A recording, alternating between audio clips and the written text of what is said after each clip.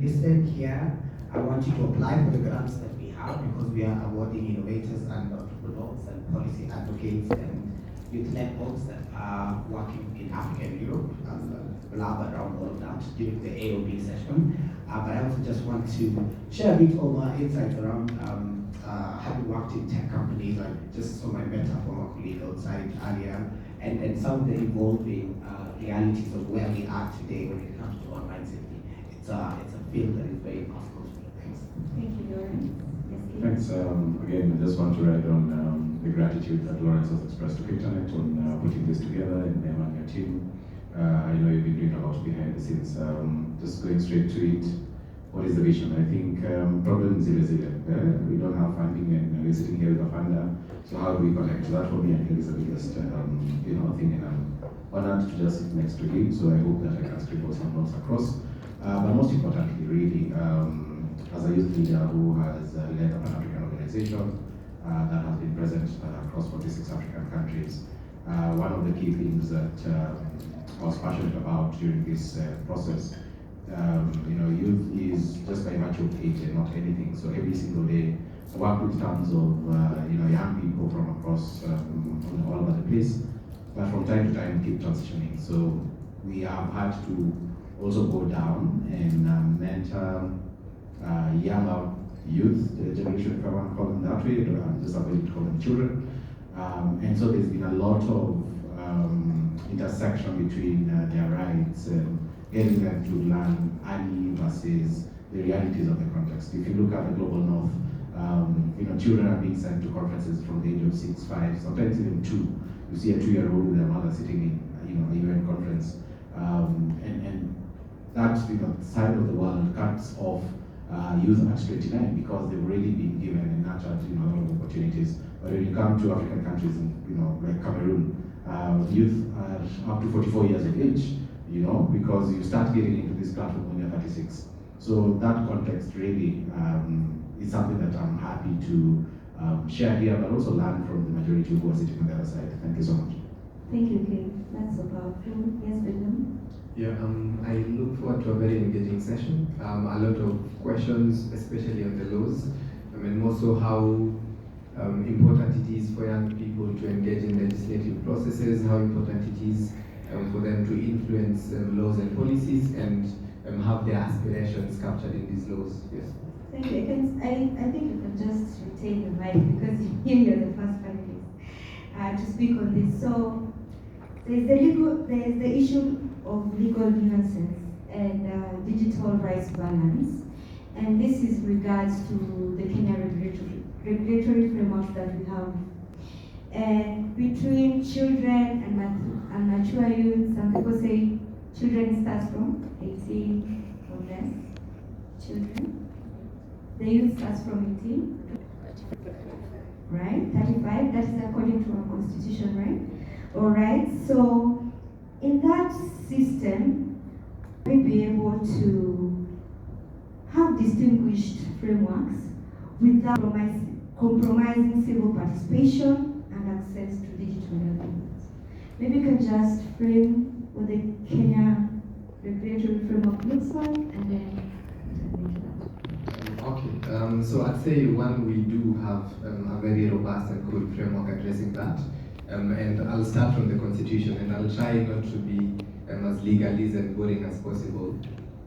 So we have the Constitution. Constitution starts with PAGIA copyrights, and then the table of contents like any other document. And then we have the preamble, which is otherwise known as the prayer, and it starts with "We the people of Kenya," and then aspirations, and then we have Article 1, sovereignty of the people. Yeah, and it's very powerful. And then there's the definitions, which move to the very last pages of the Constitution. Article 260 lays out all the definitions. And the first definition is the definition of an adult. And an adult is defined as someone who has attained the age of 18 years. So if you're 18 years and above, you're an adult. And then the third definition should be the definition of a child. A child is defined as someone who hasn't attained the age of 18. So 18 years and below, you are a a child, below 18 years rather. And then you have the last definition, and that's still under Article 260, being the definition of youth.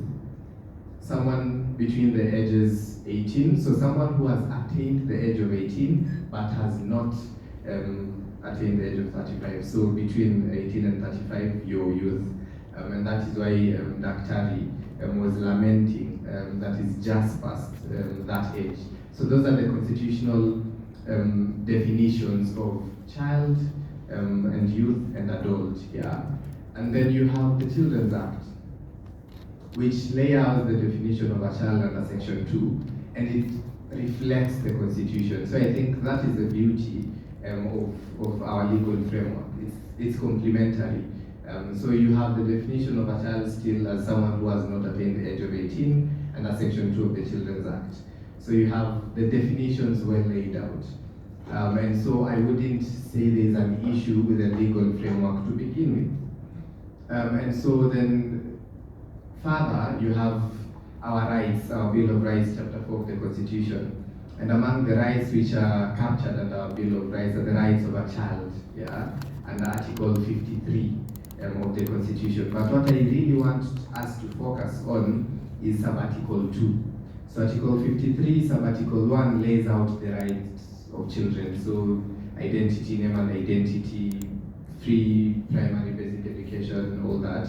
But Sub-Article 2 stipulates that any matter pertaining to a child, concerning a child, will be done or will be envisioned or will be whatever to the best interest of that child, to the best interest of that child. So anything, when we are speaking of phones, we are speaking of apps, we're speaking of accessibility and everything. If a child is involved, if that involves a child, it should be done to the best interest of a child. And that is again reflected in the Children's Act. I think somewhere around Section 8 of the Children's Act, even the definition of the best interest of a child is laid out under Section 2 of the Children's Act. So that's how comprehensive our legal framework is when it comes to children in itself, yeah. And then you have young people also. The youth have their rights laid out too under Chapter 4 still. So that's the legal framework, the definitions, and that should be the blueprint of every other thing that comes afterwards. So then in online safety and age verification mechanisms for different apps, different platforms, different companies, you have issues coming in, issues such as data. And that is why you have the Data Protection Act. Yeah. So you have the Data Protection Act providing certain provisions.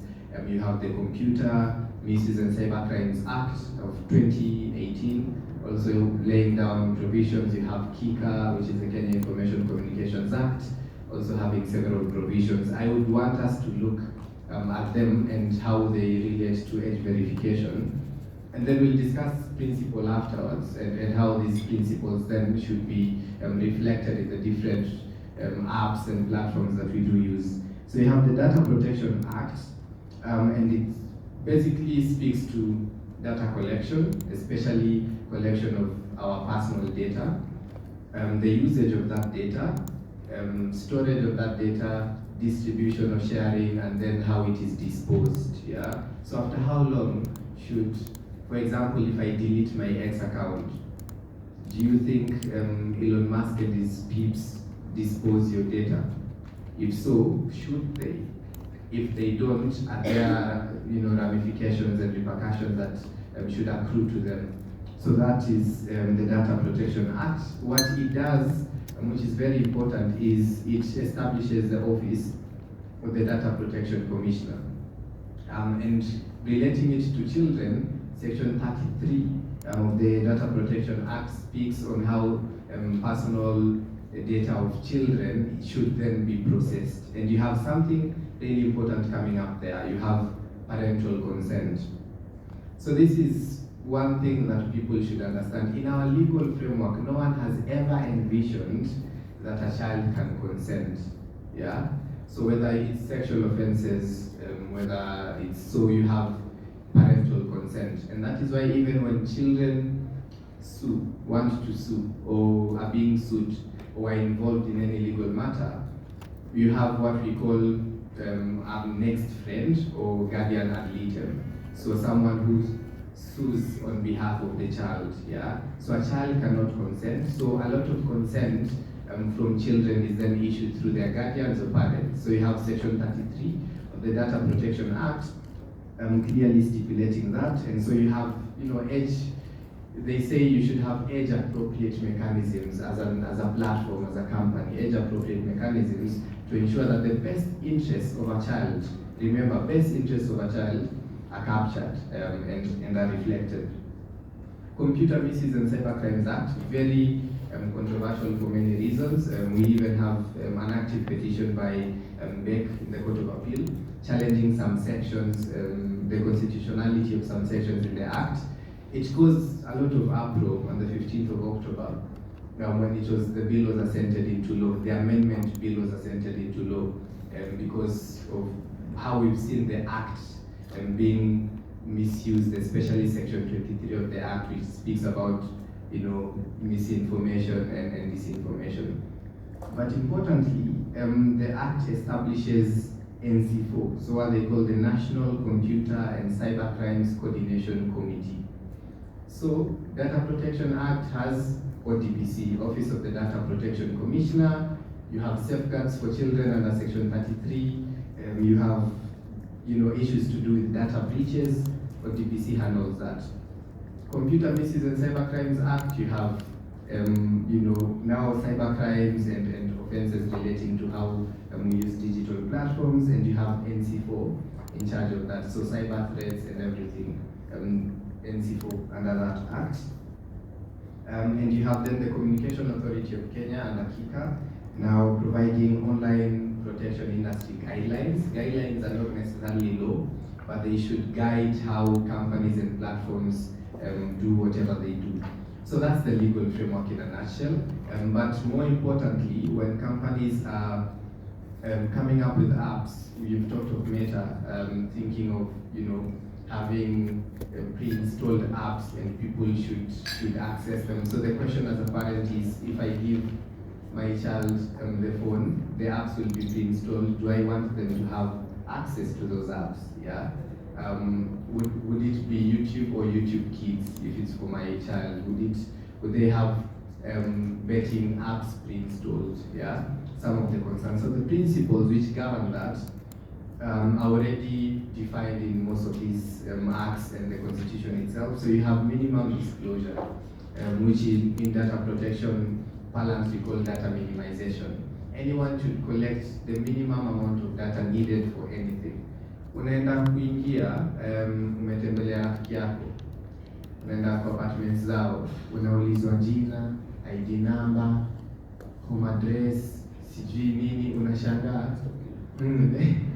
Next of kin, etc. So then, should that really be the case? So the principle of minimum disclosure, especially when relating to children, is instead of revealing my date of birth, can we have age bands? And that is why when you log into certain apps and platforms, they tell you just say if you're between 10 to 15, 15 to 18, 18 to 24, instead of saying this is my year of birth, yeah? So that is the principle of data minimization or minimum disclosure. But you have proportionality. That is an exception to this principle.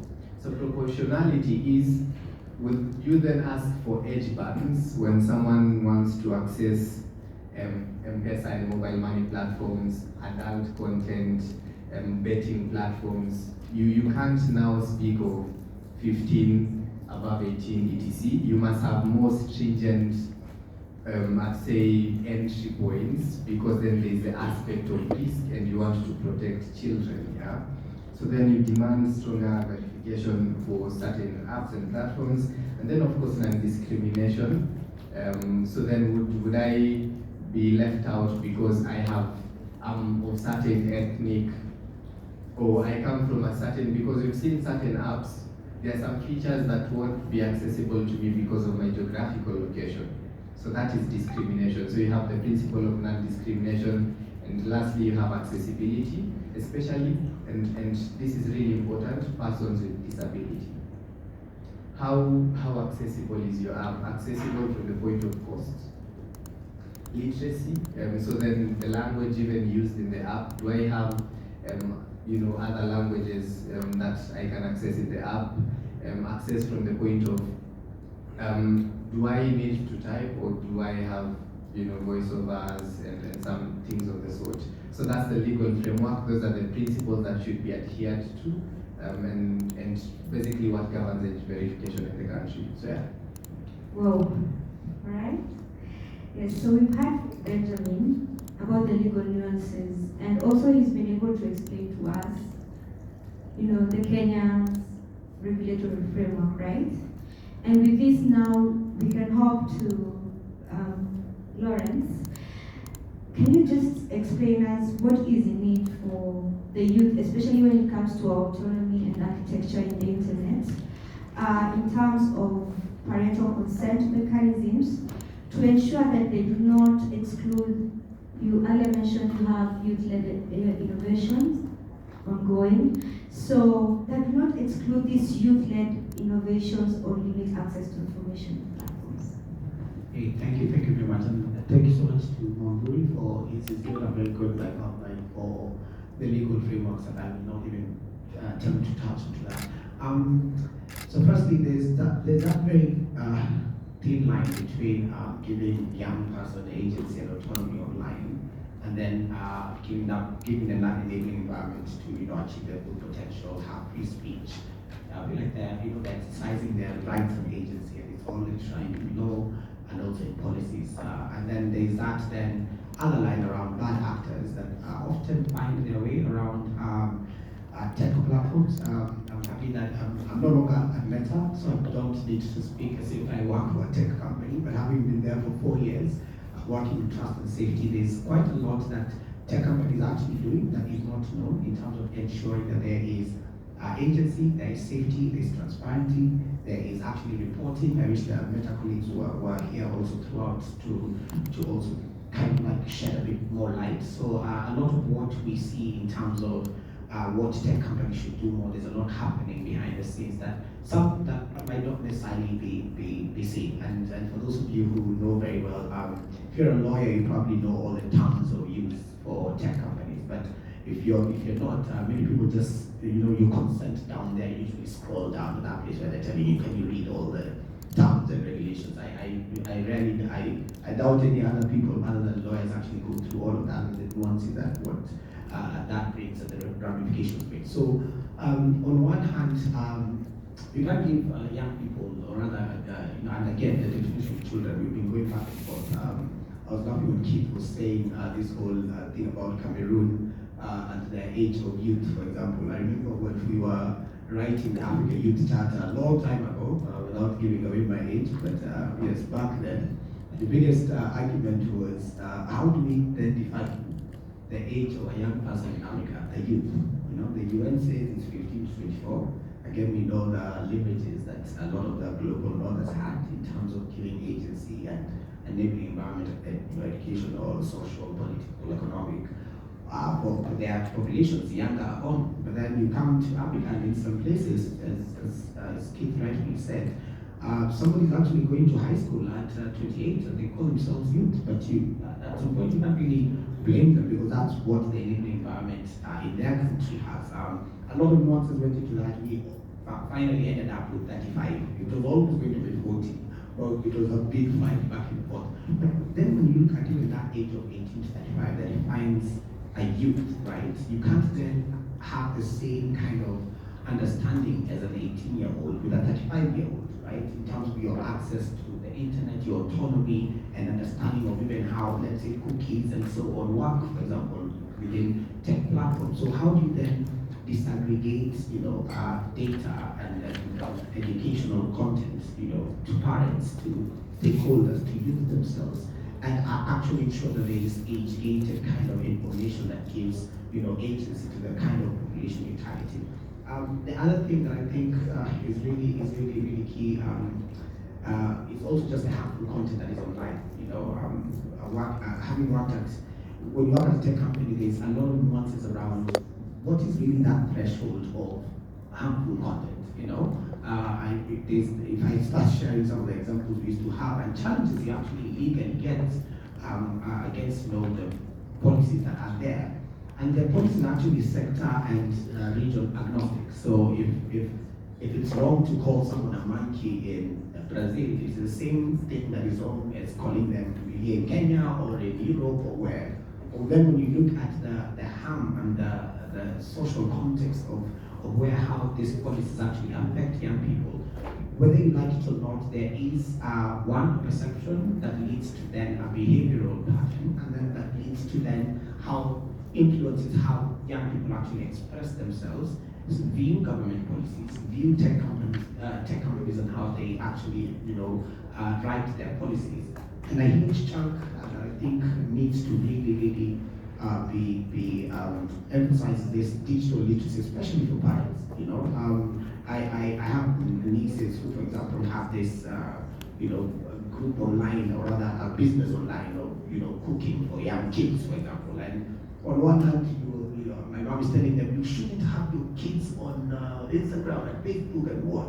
On the other hand, we're saying, okay, there has been alternative third-party verification, for example, in instances where some tech companies are actually farther ahead than others, where there's actually, like, you know, other ways of actually verifying, or rather parental consent actually being given, so that there's actually guidance. There's, you know, these kids oriented like channels where, you know, some certain algorithms will not be shown as long as authentication has been done that this is content that is actually going to a specific age group for kids.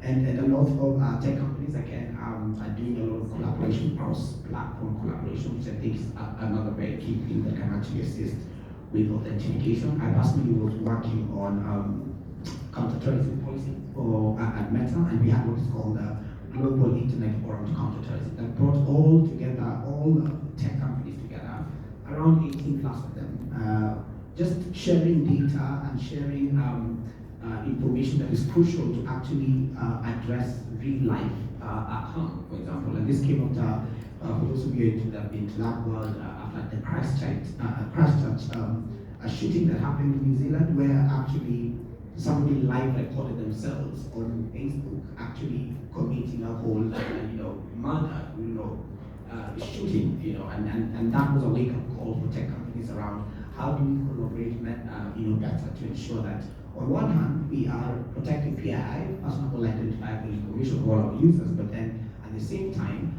there is no capability to actually live stream atrocities that are actually violating policies in real time. So there's a lot of nuanced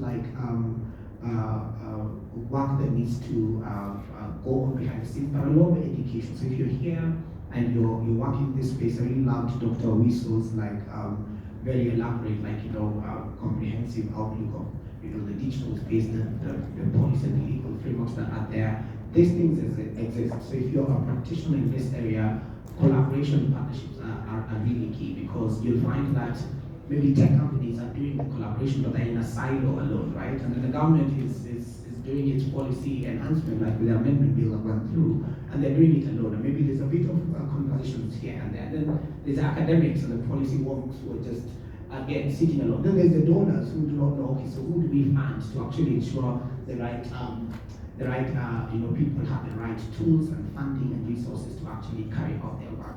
And speaking on that last part, I'll speak more about it maybe later, but go to aueuyouth.com is one word, aueuyouth.com. It's called the AUE Youth Lab, and the grant is actually available for 4 years. We're entering the second year, and the grant is sector agnostic, so as long as you're implementing any of the 17 SDGs, you can apply. We give between 5,000 and 50,000 euros to youth-led organizations.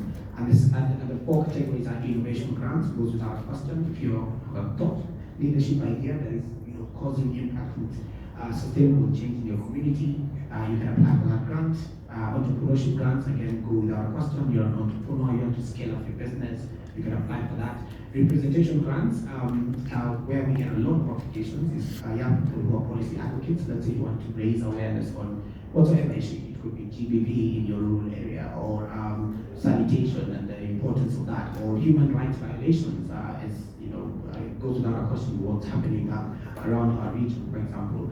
Then the last but not least, we intentionally designed it to ensure that there's like an equitable access to funding between Europe and African youth-led organizations called the cooperation grants.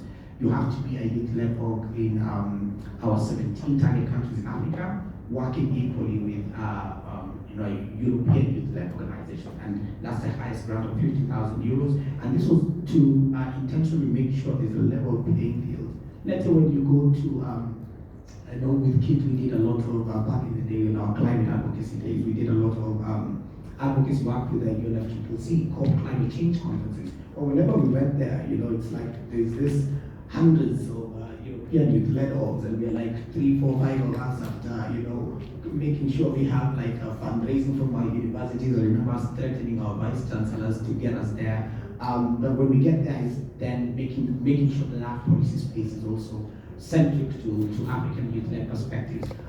So you can apply for that grant, partnering with a youth-led org, let's say for example, to influence a global policy decisions. It could be on climate change or business security, whatever it may be. You must be actually collaborating. And we've actually seen a lot of impact, even though it's a category of grant that we get the least applications from. But we've seen a lot more improved systemic partnership that is equitable between African youth-led organizations and European ones. I'll stop from there, but I'm happy to share a bit more on the grants. Please look at the website. And they just opened actually yesterday for 2026, so this was a timely forum for me to come and share. Thanks. Thank you, Lawrence. I actually attended the session yesterday, and I saw that Kenya, we are among the first. We won 9 institutions last year. It means there's an opportunity for the youth, right? So, and I think you've forgotten to mention that you guys have an app, actually. You have an online app. Yes, we do. So I didn't want to get so much into it, but the AU Youth App basically, in a nutshell, was formed because the heads of government decided that the heads of government in Africa, in the AU level and the EU level, said we need to systemize how we engage young people. So from 2017, it went from just a cooperation hub, went into a plug-in initiative, then it was an exchange program. Then with the lab, we said we need to have an actual substantive partnership that, one, makes the decision-making spaces youth-centric, secondly, provides capacity building and training that is anchored on professionalization of youth work, which is actually curriculum that is on youth development work. There's a lot of people working with young people that are not certified to work with young people. It's like going to a doctor to be treated who has not finished medicine school. It's only that it's in the youth sector where you actually get these kinds of things. And then last but not least is not the financing. Now, it's divided into 2. There's a Youth Voices Lab where we give grants from 1,000 to 10,000. That's more of advocacy grants where we just, you might even be having a podcast or on one of the most important things, and you want to just apply for a small grant to help with your podcast, you can apply for that. That has an app, it's called the Youth Voices Lab. You can check it on the website also, aueeyouth.com. You can download the app, get to see, interact, and engage. And then there's a Youth Action Lab, which then is where the 4 categories of grants that I mentioned fall under, where it's much more substantive grants for young people already doing and making change in their communities. We'll be very soon kind of sharing the kind of people who got their grants, like for example, in 2025, very innovative ideas. There's a guy in Turkana who's using sports for development and peace to rehabilitate, for example, young people who are coming out of conflict and war in a very war-torn areas we very well know in Northern Kenya. And I can go on and on with the examples. Thank you so much, Lawrence. Yeah, actually the app can be found on the Play Store. If you just go to the Play Store right now, AU Lab. And they have so many courses, they have so many opportunities for the youth. And I can tell you, this is a very good initiative. The Play Store application is very easy to use. It doesn't require a lot of information to log in. And I was really shocked, it has also some ratings when you do some certain activities, of which this is so important because we are here to collaborate, to share opportunities as well, isn't it? So my next question is to Kay, regards to the same. Having served as a multi-stakeholder, advisory, in the multi-stakeholder advisory groups in various categories, Kenya Youth IGF, African IGF, the EU, so we are wondering, you've engaged so much in a lot of policy advocacy work and you have become an expert in this area. So how can we be able to have youth-led innovations from your own perspective, and also, the same as I asked Lawrence, not have limited information platforms? Well, thank you so much. And the beauty about speaking last is you can only just say agree with what my fellow colleagues have said and stop at that. But yeah, I think, especially when you look at the global south, where there is a lot that can be done in that regard. Because as Lawrence has well put it, the enabling environment is very, very different from the global north. And so you find that engagement of young people, majority of the time, starts at maybe university level. Those are the age group that even for volunteering and getting in this kind of spaces starts to sprout out. But if you look at our education system, for example, it's structured in a way that majority of those who start school end up falling off the train. You have a high percentage not transitioning from primary to high school. I know the government is really trying that, at least in the past few years, to make sure that there is 100% transition from primary to high school. I don't think it's happening anymore, given the high fees that has now been imposed for secondary school, but also at tertiary level. All right, there's a huge chunk that comes out at now to be completed, 844, and those transitioning up. So you find that just a very small percentage of those who manage to get to start school manage to actually get to tertiary level, and by extension having the ability to to engage. However, on the flip side, I think technology has sort of levelized the playing ground in the sense that access to information is as real as as it happens, right? Myself and my cousin back in the rural Kakamega, we can all access what is happening in Tanzania, and he was very concerned. He called me and said, "Are you in Kenya? I can actually see a few friends in Dar es Salaam. This is happening to them. Are you safe? Are you okay?" And this could not have happened maybe in the last 20 years. I don't know if you're still in the room when Gigi was at Gen Z, if you want to put it that way. They would possibly do Telegram or something, okay, something like that. And it would take maybe 2 days before you actually get this kind of information. So I think technology becomes an evil, playing field in the extent that it now breaks down information and access to information. Back in the day, we would say Africa is a dark continent, but it's no longer dark because it's a source of information, it's a source of content. And I think we've even seen careers sprouting out of just access to tech, and more importantly, access to the internet. But then it's also a double in a way, like Lawrence has said. What other distractions comes in, while you're also within this kind of space. So I think that also is something that is embedded in our culture, because it's a double-sided, in my view, it's a double-sided kind of conversation or sword that we need to have. One, what are the opportunities, but also what is our culture? In my days working in the security sector as a cybersecurity analyst, you try and do trainings, and we say that the weakest link is the humans in any security architecture. But then our attitude is like, I'm such a small, bird in the forest. What do I have to lose? Like change your passwords. Like nothing new. Who's this after me? Yet sometimes we don't look at it that we are the connecting dots. I want to get to Lawrence, but I will use somebody seated at the back of the room before I find Ndambuki here, and who will give me access to to Lawrence. And I like to give this example. One time we were tasked with an organization to actually hack them. And we cracked our heads and figured out how do we do this. And there was something, you could make it a better. So we figured out how do we do it, and boom, one time we just, a friend of mine and myself figured out, I think, what was the most creative way of going about it. So we realized a pattern. These guys were working like from 7 to like 8 or 9 p.m. And so we imagined that by 6 or 7, these guys are tired and they're hungry. So on Tuesday, there was this buy one, get one free pizza. So we went and bought this buy one and get one free pizza, got like 3 boxes.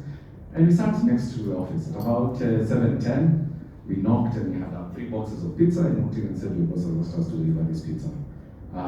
So one of the things that he asked us to do is make sure that you finish. So we'll sit here and wait for you guys to eat. While we're eating, we ask for the passwords, we get through the network, and we're able to access the information. And it was very, very interesting because part of that data that we collected was actually the data that belonged to the kids of the MD of the company. And so when we went and told the stories of their kids and what they were able to do the previous day, the in-store exchanging, we ended up taking the vet, with us. But, oh well, no, we were given consent. Yeah, but that's the beauty of it. I was an ethical hacker. I still practice at some point. But also, bringing back to the context of parental consent, I think, as my colleague here has put it, right, kids cannot give consent. But I think we are now seeing trend where parents are putting out profiles for their kids. Anyone who has seen that? Right?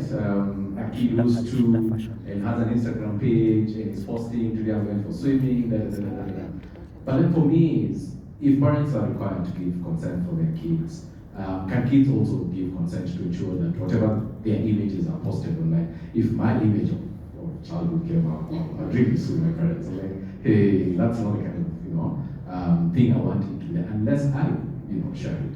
So when you think about it, when this person becomes legal 15, 18 years later, they did not consent for all their daily activity to be put in when they're being changed diapers and so on and so forth.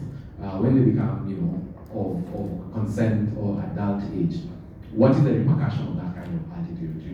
Is it that once the parents decided to do that, then the kids, have no remorse, or what happens? But also even in the kids kind of aspect, lastly, Neema, you see that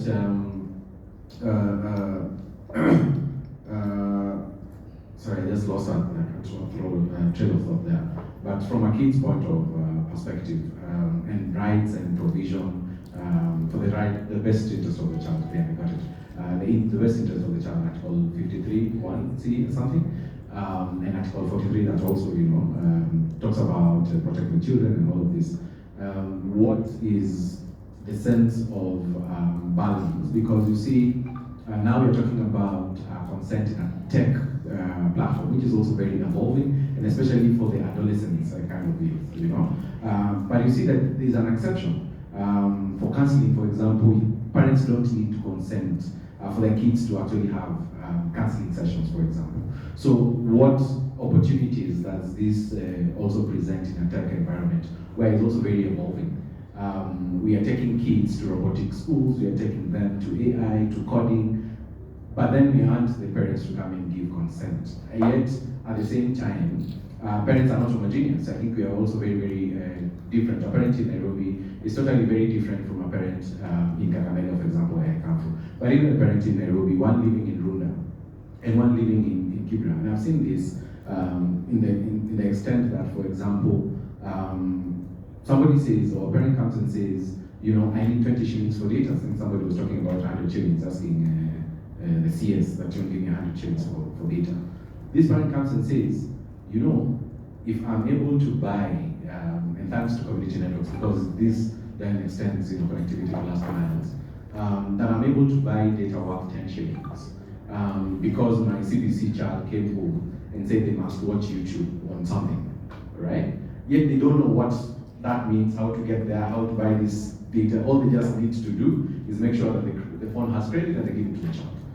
To the extent that sometimes even our parents ask us to send WhatsApp messages or respond to some of those WhatsApp groups that they're in. Yet we expect them to be the people who are giving consent. So I think, Lawrence says, there's a lot of digital literacy that needs to happen, not just to the kids, to the parents as well. But my view is also, let's take this kind of conversation, not in nice posh hotels, in Nairobi, but let's look at somewhere in Ikolomani or somewhere in Andere, where we can also engage with parents themselves and kids themselves who might not be privileged enough to be in cities and to be in high hotels like this. Thank you. Thank you so much, Keith. I think you've expounded so much into a layman's language perspective, where we're now understanding how from the legal framework it cascades down to what the youth architecture actually looks like, which is really important for us. So we are going to have a partition because our time is kind of limited, because we have to give also the youth the voice to ask questions. So we are going into a session for an open mic. Now, in just a tweet, Benjamin, can you just share your takeaway from this and what we would rather recommend in terms of, the legal nuances and the key frameworks in Kenya? Yeah, I think my closing remarks would be maybe reflections of what is already happening in other countries and what is due to happen in a few years in Kenya. So I think I use the United States as a blueprint for a lot of things because of how, I'd say, audacious their lawyers and legal framework is in IP, intellectual property rights law, and digital governance. So we are seeing children divorcing their parents. Yeah, cases of children being allowed to divorce their parents and transferring their consent rights to another guardian. Anyone who's watched Modern Family? Modern Family? Luke has a sister. Cindy, anaitwaje is the name of the sister who wears glasses? Pardon? Alex, thank you. So yeah, Alex in real life filed a suit against her parents, and she wants to divorce their parents. So it's called emancipation, yeah? So you want emancipation from your parents. And she laid out very interesting reasons. Go read on it online. So there's also the issue of the Voyada test. So there's a test in law called the Voyada test. You test whether a child understands whatever they are saying. So we are seeing it also being applied in consent. So a child says, so someone sues their parents in their adulthood, and they are saying, as a child, I did not want to be famous. I wanted to have a normal childhood, but my parents did this and this and this, and I tried to explain them that I didn't, and here is my diary entries as proof. And they're suing their parents, etc. So that is something interesting that I think will be seen in Kenya in a few years, and our legal framework, I'd say, is quite accommodative when it comes to that. So even as we are moving into parenthood, this is something, this is something that we should really take into consideration. So thanks. Thanks so much, Benjamin. It was so funny. And also, you're right. As Dr. mentioned earlier, Dr. Gigi mentioned earlier, a lot of people are going into so much pressure, and this pressure leads to a lot of people doing a lot of things that they do not know the repercussions, what repercussions come after. So thank you so much for that. To you, Kate, having worked in the youth for so many years, having had a lot of convenings, what is the way forward? Thank you so much. I think the way forward is, like we always say, not to reinvent the wheel so much, but borrow from some of the best practices across the world, but bearing in mind, our context. So I would possibly say the following: maybe we need to recognize the evolving capacity of the adolescents, because I think adolescents get lost in the conversation. You're either a child or an adult, At 17 years, 9 months, I'm still called a child. And then I get 18, boom, I have ID, I'm supposed now to take care of myself. I can come home at 3 because now I'm 18. So I think the adolescents sort of get lost in the conversation as a little child. And so looking at, the evolving capacity, at the consent mechanism, for example, should have some sense of adaptability, age appropriate, rather than just applying a blanket rule that this is a child. Individual consent provision. Let's look at our laws. Let's amend where necessary to allow again the adolescents, particularly the older adolescents, 15 to 17, to give informed consent independently, because now we're preparing to be, of age.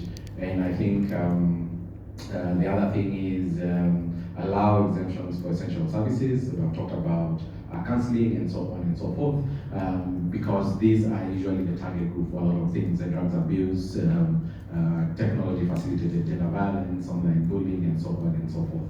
And maybe lastly, incorporate layered access controls where you can access information platforms on ungraduated consent requirements. I think picking on this, these are some of the things not, they're not exhaustive, but at least, can propel us to improve forward. Thank you.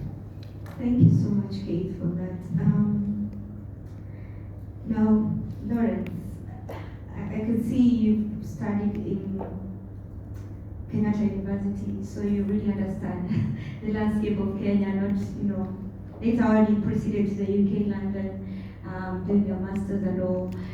So, coming back home, what is it you can say that, is a way forward for us, having, bringing the experience you had from the various, places you worked, from the various people you've met, from, your understanding of the architecture of the youth, especially in what you're doing now.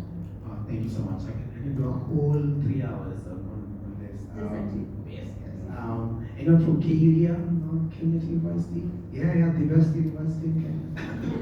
UN people, they just know how to throw stones. let me not go there. I know. I've been 14 years away, and it's always good coming back to seeing the evolution of everything.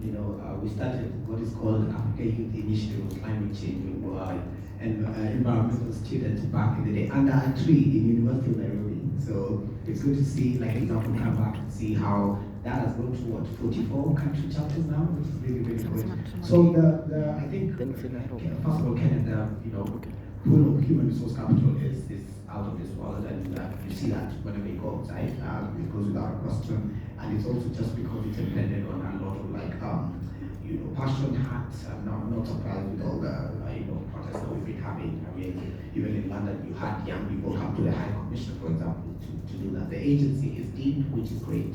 I think we need to organize better. We need to plan more systemically, engage across sectors, and leverage, partnerships that we have. Not all of us belong to the street to protest. For example, I started my career as a climate change activist because I was studying environmental science, so we went to cope to carry placards and so on. Then when we got into the decision-making spaces, we realized, okay, we need the activist side, and we need the guy who's a policy work who can write all those papers and cram all those contents of parties.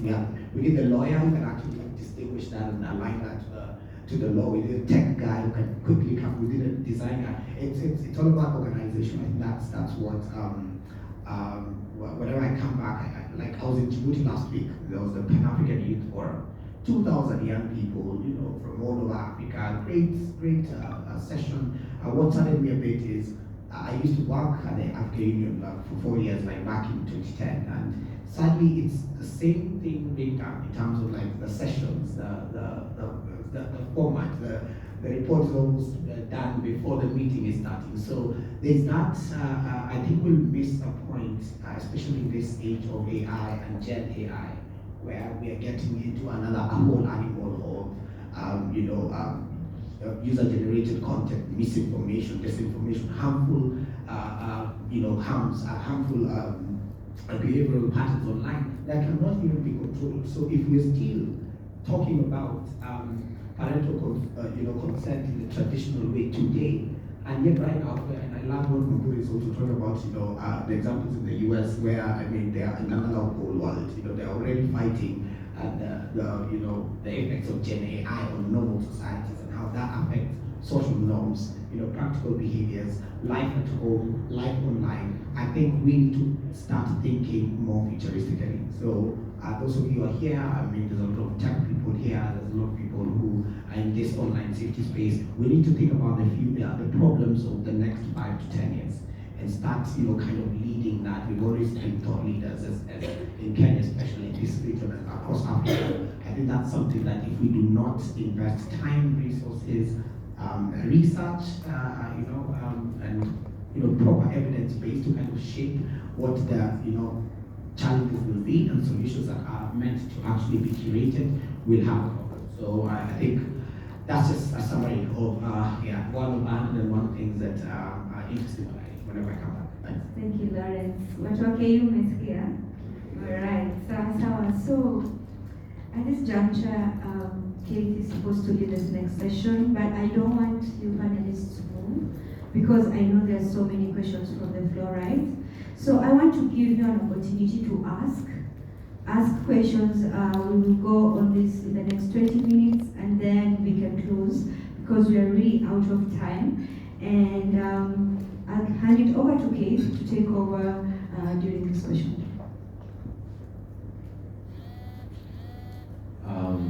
Oh wow, I thought the session would come after this Q&A, but that's still okay. And I think this should be the most interesting part because this is sort of like an open mic session.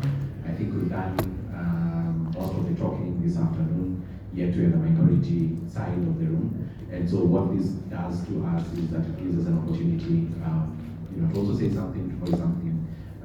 It could be some intervention, it could be a question, it could be a response, it could be, and we're not saying that it must be from a professional, an expert, kind of, we just want to hear your voice. Most of the time we say, let the voice be heard.